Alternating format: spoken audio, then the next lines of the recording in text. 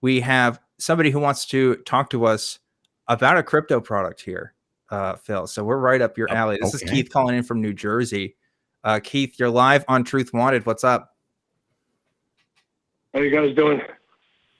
Doing well. I'm excited to hear your thing you got for us here, Keith, because this is outside my wheelhouse, and I'm just gonna let Phil take on this one. So, Keith, tell us, what do you got for us?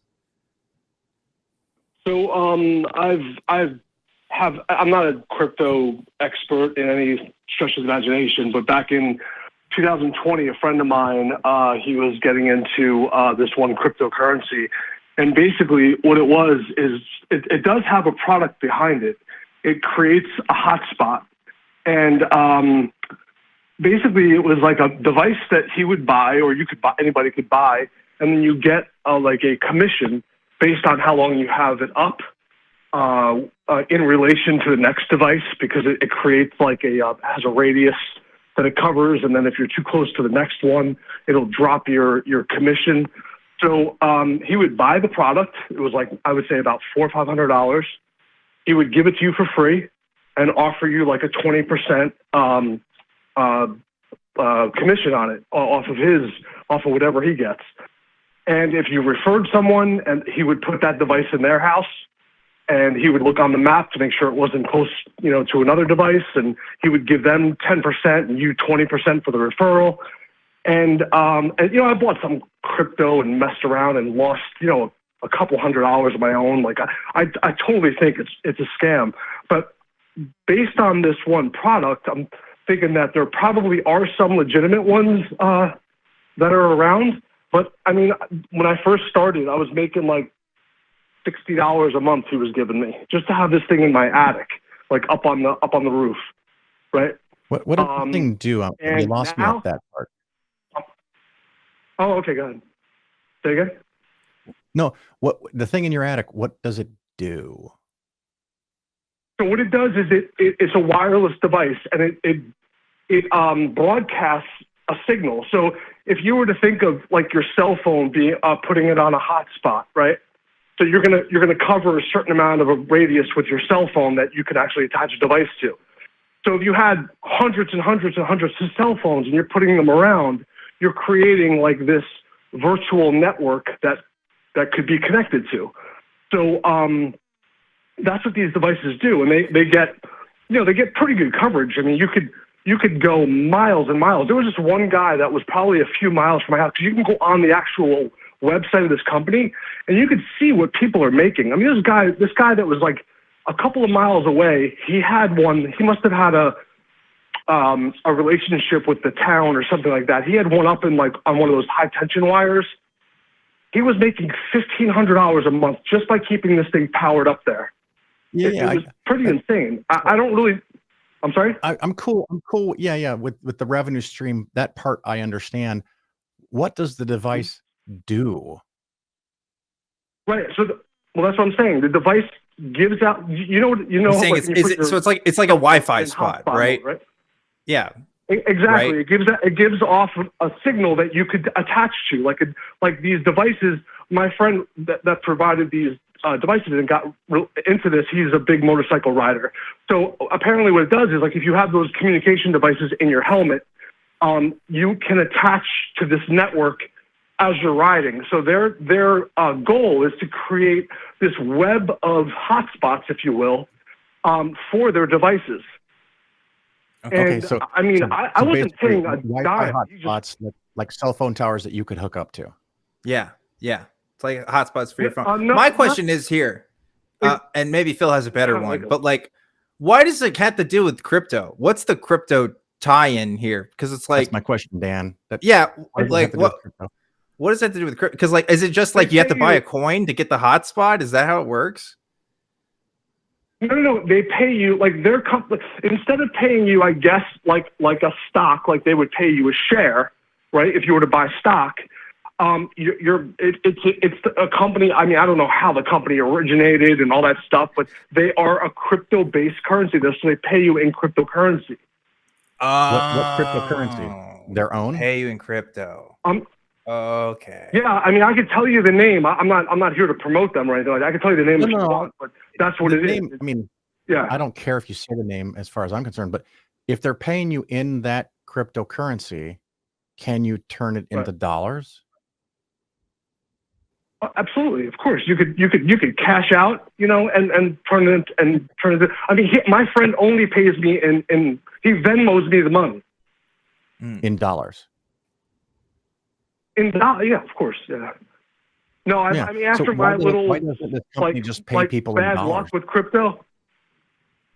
Yeah, I don't know. I don't know that much about like the in-depth financial aspect of crypto to even guess. But basically, I'm just calling in to let you know that there probably are some more cryptos like this that actually have a product behind it, and this is one of them. And I could just tell you that I don't spend a dime. And this guy, yeah. So Keith, I love what you're saying. I have the same question with Dan, and I don't think we'll find the answer today. How in the fuck is this related to crypto in any way whatsoever? But okay, it is. It sounds like the relation is they just pay you in crypto instead of money. Yeah. And if that's the way they want to pay you, that's fine. Yeah, and it may be a good thing to do. It may make sense. I'd have to know more before I would put money into it. I mean, if you know somebody that wants to cough up the $500 for the device and give it to people, and then he just gives you 20 or 30 bucks a month, and you're not out anything other than a little electricity to power this thing, cool, dude. Scoop up the dough. Be happy to get it. Right. But I wouldn't buy one of these fucking machines until I knew way more about it, because one of my golden rules is if I don't understand something, I don't invest in it. And you're not investing in it. You're just picking up some loose change your friend is handing you. That's cool. Right. And I have to say, back in 2020 is when, before the whole crypto crash and all that stuff, like that crypto, if you were to relate this to a stock, was like at 50 or 60, I don't know what you would call it, cryptos or whatever. Their price was at 50 or 60. Now, since the crash, it's like $1.50. Like it's funny because the guy will Venmo me. He Venmos everyone, all the people that he has a device at their house. He'll Venmo them all money. Like I know these people from going like to different cafes or whatever, so I know the people that he deals with. And now it's like $1.50 we'll get a month or something like that. Like it's stupid. I'm guessing, but like when it was up there, when the price was up there, it was like I said, I was getting like $60 a month, and this thing was just like sitting in my attic, I'm completely speculating, Keith. I'm completely speculating. I think what's going on here, and I could be completely off base, you tell me if I'm wrong, is that this company gets people these hotspots so they can collect internet data from people and probably sell that. And then instead of paying people money for that information, they give it in a cryptocurrency that they made so that they don't have to pay in real money. A market for it, and if the price falls, it doesn't hurt them. The devices, like it's not like you can hook up your laptop to their network or your cell phone to their network. It's strictly for their devices, like whatever devices they produce. I'm sorry? Wait, it's even more useless. Wait, what are their devices? What do they make? So the devices that they have, from what I understand, because my friend is a big motorcycle guy, is they have these devices where you can communicate in your helmet, where you can communicate to other people. So as you're riding, it attaches to the network that's being created. I mean, these things are all there's a microphone. Help me understand this, Keith. It's like a microphone up to your helmet that they talk like a radio thing. Yeah. Did you ever see those like a guy with a motorcycle helmet would have like a little like microphone to his mouth and he'd be talking to his passenger, the person behind him, right? Because you can't talk. Yeah. You can't turn your head and talk to the person. Now so that makes way more sense. I thought when you were using the example earlier of the motorcycle thing, you were just saying like, yeah, you could connect your phone to like a guy who's on a motorcycle, but you mean no, literally, this is used for motorcyclists to like talk to each other. Okay, that's more interesting actually. Okay, I guess I don't know. This is a interesting idea. But like again, I just like am hold up on the idea of like, yeah, they can get this stuff out there and they don't have to pay anybody. They just make up their own crypto. If I was like, it's like I'm running the Chuck E. Cheese here, and if you want to, get my stuff, you can use the Chuck E. Cheese tokens or prize or money, but you don't have to use real money, right? It's like paying my employees in Chuck E. Cheese money instead of actually real money. It's like, look, you can get all the prizes. Right. But you could convert it to real money. So even though it's Chuck E. Cheese money, I don't know how much they give you value in U.S. currency. Yeah. I don't know what the conversion rate is. If you want the name and you want to look into it, I'll tell you what the name is. I don't really care either, but it's just that is like, okay. In a business, in order to be successful, they have to get a return somehow. And I don't know if that return is some sort of data that they're getting from people, or maybe it's advertising. I don't know, but I'd be curious to see the advantage that they get from getting their products out there like that.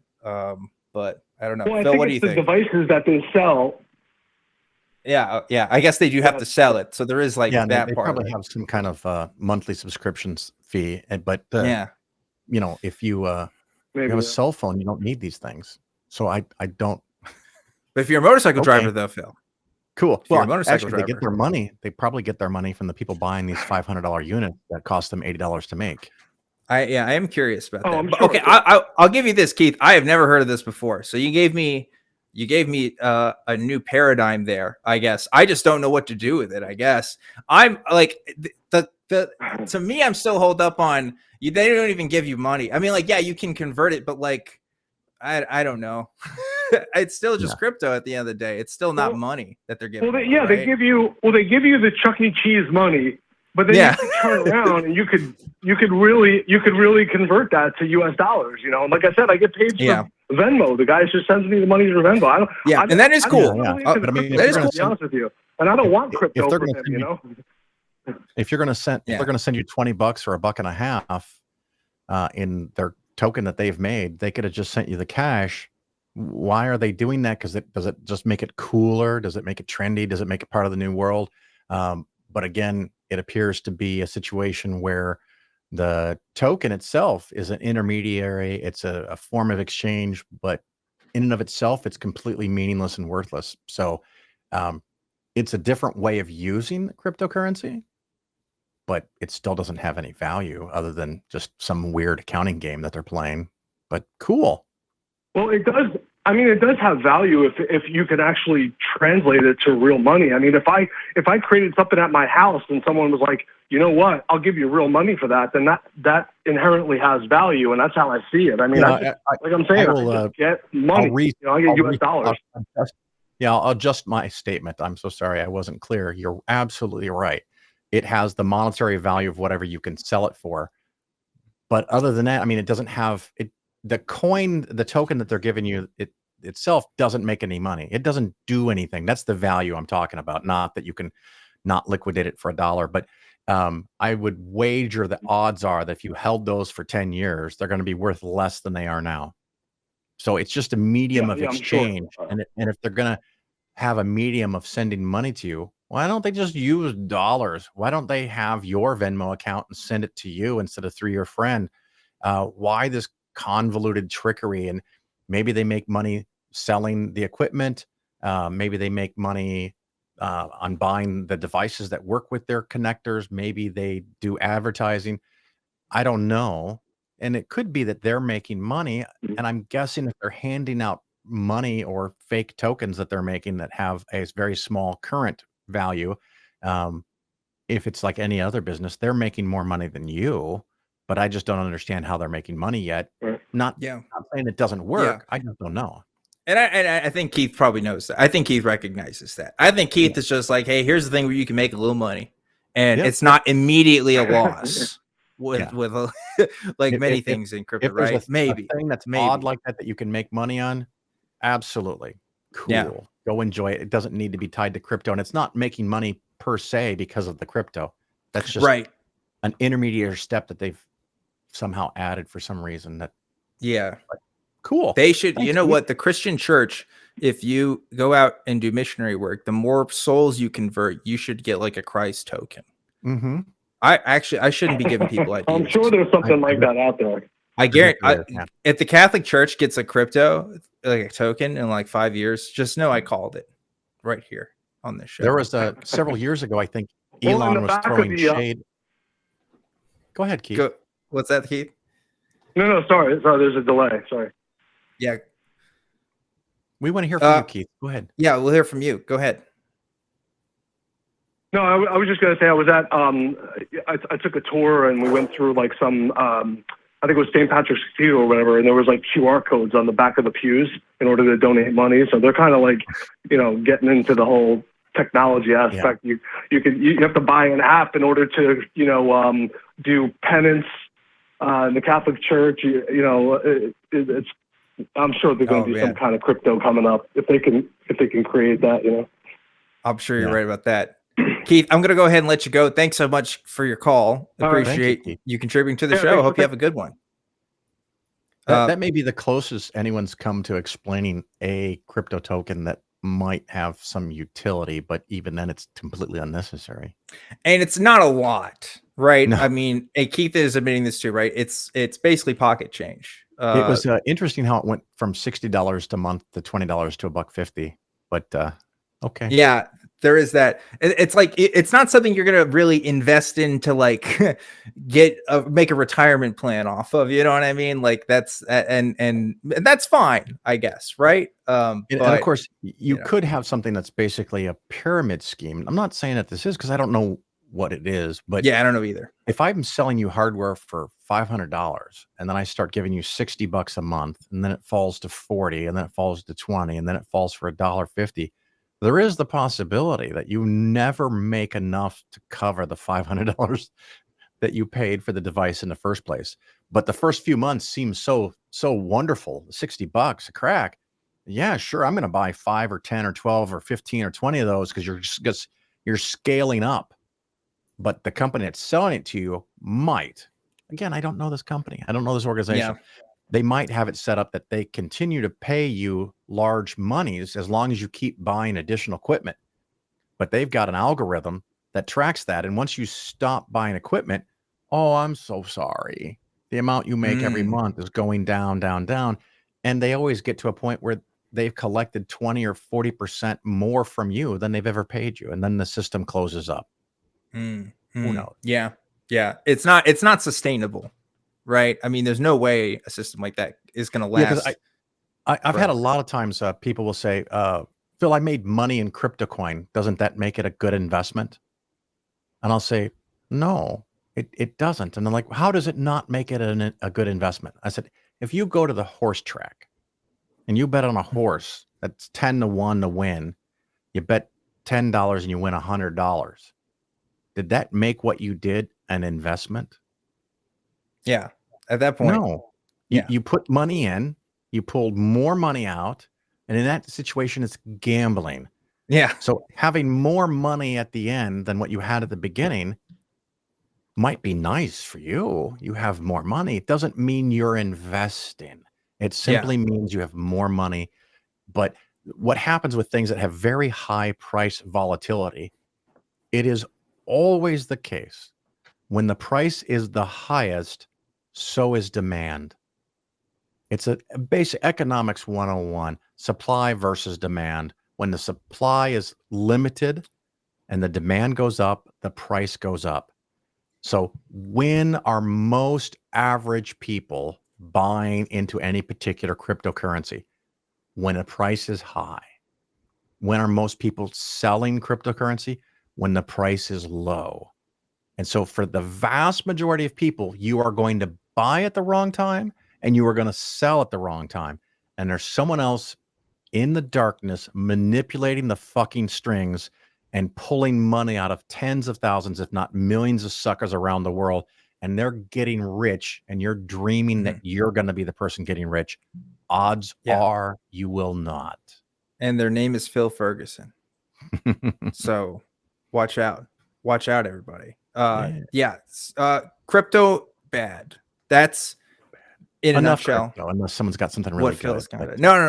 I don't see any more crypto calls in the queue. But again, Phil, I love religion if you want.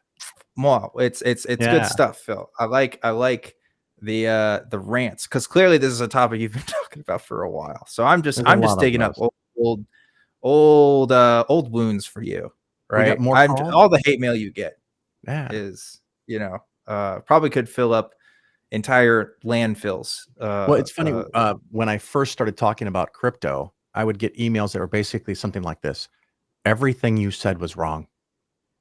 Yeah, and just that. Okay, well, shit. I talked about cryptocurrency and Bitcoin in particular for 2 fucking hours, and your email is everything you said was wrong. And I would respond back in the nicest and most humble way I could muster, which is a real challenge for me. I get it. I can't fix everything. And I spoke for 2 fucking hours. There's no way that I had everything correct in 2 hours of talking. And there's no way in my mind that I had everything wrong in 2 hours. So let's make it really simple for me, because I'm a simpleton. Pick one thing that I said that was wrong, and I will go research it, and I'll come back on my podcast and admit that I was wrong. And I've done this before, because I make mistakes pretty regularly, honestly. I make mistakes, but I like to correct them. And then they just go away. They don't ever send any more emails. And I was like, well, that doesn't help anybody. If I had something that was wrong, tell me. I'll fix it. That's right.